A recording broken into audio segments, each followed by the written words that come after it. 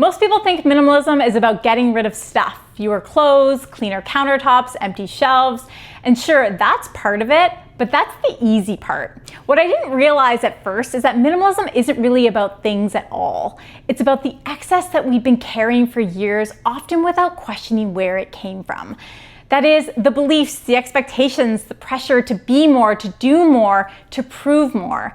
The idea that if you just had a little more success, more validation, you'd finally feel okay. So let me ask you something. When you think about the things you're holding on to, how many of them actually belong to you? How many were inherited from family, from society, from who you thought you were supposed to become? How many of your habits, goals, and worries are just old stories on repeat? I realized that I could declutter my home and still feel completely overwhelmed. I could own less and still feel heavy because the clutter wasn't just in my space, it was in my mind. So I started asking harder questions. What am I afraid to let go of? What am I still chasing and why? And who am I trying to impress? And what would happen if I stopped?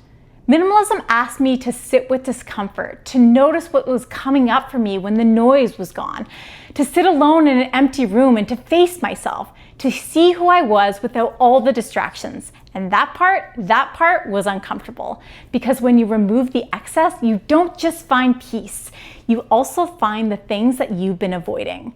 But here's the truth that no one tells you. Minimalism doesn't take things away from you.